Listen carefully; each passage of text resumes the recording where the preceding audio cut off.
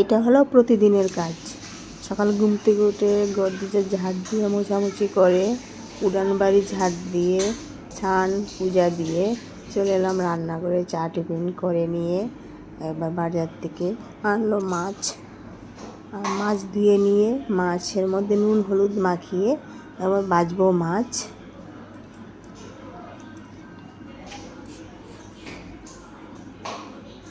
এগুলি হলো কাতলা মাছ, ছেলের পছন্দ।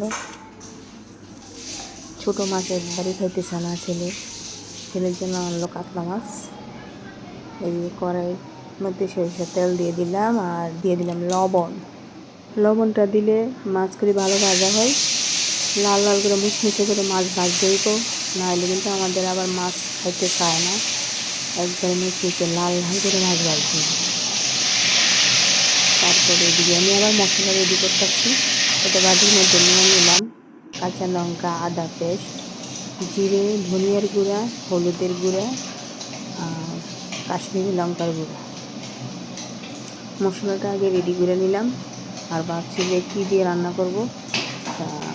কাঁচা কলা কেটে ধুয়ে নুন আর হলুদ মাখিয়ে রাখছিলাম যাতে কলাটা কালো না হয়। আগে আমরা কাঁচা কলা কিন্তু সিদ্ধ করে নিতাম নুন হলুদ দিয়ে। এখন আমি সিদ্ধ করি না, এখন আমি আগে থেকে নুন হলুদ মাখিয়ে রেখে দিই।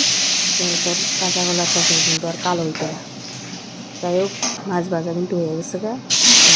নুন হলুদ মাখানো কাঁচা কলাটা দিয়ে তেলের মধ্যে একটু ভাজা করে নেব। একটু না মানে ভালো করে একটু ভাজতে হইব। একটু লাল লাল করে ভাজা নিচ্ছি কাঁচা কলা, আর সঙ্গে আসলে একটা আলুটাও ভাজা নিচ্ছি। আর এদিকে আসলে ডিম বেগুন, মানে সাদা বেগুন যে কই, সাদা বেগুনগুলিও ভাজা নিলাম। এবার তেল দিয়ে দিলাম আর সোমবারে দিয়ে দিলাম পাঁচফোড়ন, তেজপাতা। এবার দিয়ে দিলাম মশলাটা কিন্তু ভালো করে ভাজতে হইব।